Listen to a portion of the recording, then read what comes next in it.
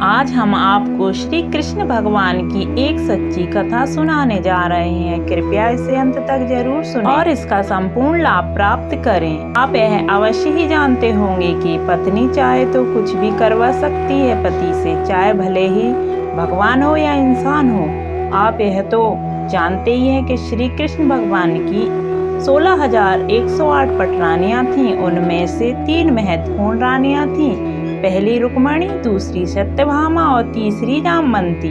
इनमें से सबसे अधिक सुंदर सत्यभामा थी और अपने मन में सोचती थी कि वह श्री कृष्ण की सबसे चहेती रानी है, इसलिए वह अपने आप को सबसे श्रेष्ठ समझती थी। एक बार नरकासुर ने स्वर्ग पर आक्रमण कर दिया। इंद्र ने श्री कृष्ण को अपनी सहायता के लिए उन्हें बुलाया। जब श्री कृष्ण जाने लगे तो सत्यभामा उनके साथ जाने को तैयार हो गईं। श्री कृष्ण उनको साथ लेकर युद्ध भूमि पहुंच जाते हैं और युद्ध आरंभ हो जाता है। तभी असुर श्री कृष्ण पर आक्रमण करते हैं और उनसे युद्ध करते हुए श्री कृष्ण युद्ध करने लगते हैं। तभी एक अस्त्र श्री भगवान कृष्ण की ओर आने लगता है और वो उस पर ध्यान नहीं देते। तभी सत्यभामा अपनी हथेली से उसे रोक देती हैं और हथेली से रक्त बहने लगता है। और यह सब देखकर श्री कृष्ण को क्रोध आता है और वह नरकासुर का वध कर देते हैं। और उसका वध होते ही देवता श्री कृष्ण की जय जयकार करने लगते हैं और इंद्र उनसे आग्रह करते हैं कि श्री कृष्ण आप आज इंद्रलोक ही चलिए, वहीं पर विश्राम कीजिए।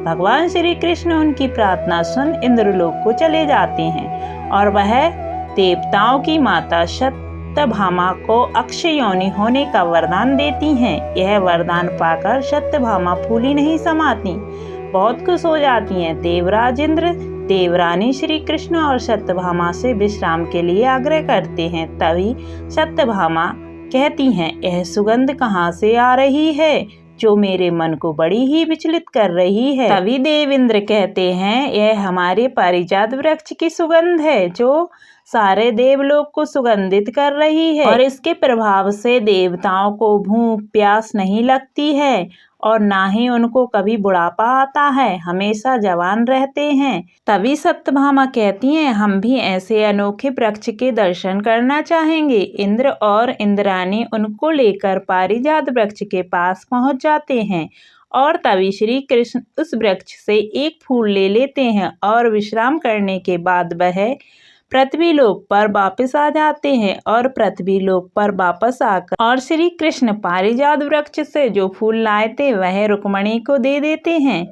उस फूल को पाकर रुक्मणी जी बड़ी ही प्रसन्न होती हैं और यह बात सत्यभामा को पता चलती है तो वह बहुत क्रोध करती हैं और कहती हैं, श्री कृष्ण ऐसा कैसे कर सकते हैं मेरे साथ। और वह कहती हैं, अगर दीदी को फूल दिया है तो मुझे अब पूरा वृक्ष ही चाहिए। श्री कृष्ण उन्हें बहुत समझाते हैं लेकिन सत्यभामा कहती हैं, पारिजात वृक्ष के नीचे पूर्ण व्रत करना चाहती हूँ, इसलिए आप मुझे पारिजात वृक्ष लाकर दे दी। और श्री कृष्ण नारद जी से कहते हैं कि वह जाकर संदेश इंद्र को दे दो कि श्री कृष्ण पारिजात वृक्ष लेने आ रहे हैं। तभी इंद्र को क्रोध करके कहते हैं, यह वृक्ष मैं किसी को नहीं दे सकता, यह स्वर्ग की संपत्ति है, पृथ्वी लोक पर नहीं जा सकती। नारद जी पृथ्वी लोक पर आकर श्री कृष्ण को इंद्र का संदेश देते हुए कहते हैं, इंद्र ने पारिजात देने से मना कर दिया है।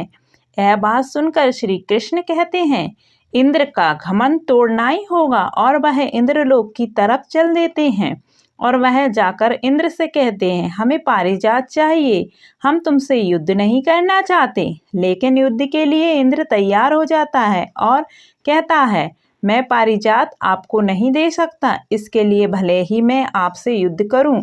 और दोनों में युद्ध होने लगता है और इंद्र पराजित हो जाता है और श्री कृष्ण पारिजात को लेकर पृथ्वी लोक आ जाते हैं। नारद जी सत्यभामा को पारिजात वृक्ष के नीचे संकल्प देते हुए कहते हैं, यह पुण्य व्रत तभी प्रभावशाली होगा जब आप अपने प्रिय वस्तु मुझे दान करेंगी। और सत्यभामा यह संकल्प लेते हुए कहती हैं, अपनी प्रिय वस्तु नारद जी को मैं दान करती हूँ। तभी नारद जी कहते हैं, आपकी सबसे प्रिय वस्तु क्या है, इस दुनिया में आपको सबसे प्रिय क्या है। तो सत्यभामा कहती हैं, सबसे प्रिय मेरे लिए मेरे श्री कृष्ण हैं। तो नारद जी कहते हैं बस दे दो मुझे दान में। सत्यभामा कहती हैं कैसे मैं दे सकती हूँ अपने पति को आपको दान, कैसे कर सकते। तभी नारद जी कहते हैं आपने संकल्प लिया है और देवव्रत तभी प्रभावशाली होगा। सत्यभामा यहाँ पर मजबूर हो जाती हैं और श्री कृष्ण को दान करना ही पड़ता है। नारद जी श्री कृष्ण से कहते हैं अब तुम मेरे दास हो और मेरा सारा काम करोगे, मेरे सेवक हो, मेरे लिए भोजन बनाओगे, मेरे लिए चटनी पीसोगे, सारा काम करोगे, मेरी सेवा करोगे मेरे लिए।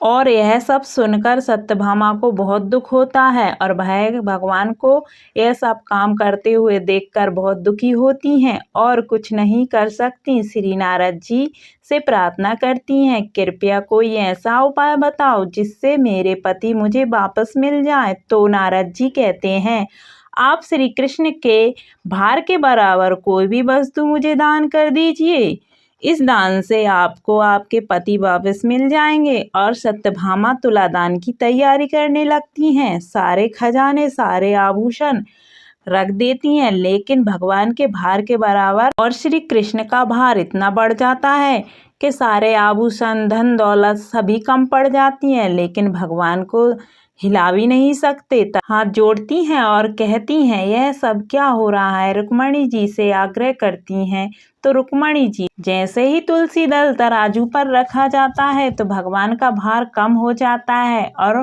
तुलसी दल वाला पलरा नीचे रखा जाता है। इस तरह सत्यभामा का गर्भ चूर चूर हो जाता है। इस कथा से हमें यह सीख मिलती है कि कभी भी हमें किसी को कोई वचन नहीं देना चाहिए, खासकर पत्नियों को पता नहीं कब क्या मांग लें और पति को झुकना ही पड़ता है। तो ये कथा आपको कैसी लगी? अगर आपको यह कथा अच्छी लगी तो लाइक करें, शेयर करें और सब्सक्राइब करना ना भूलें। धन्यवाद।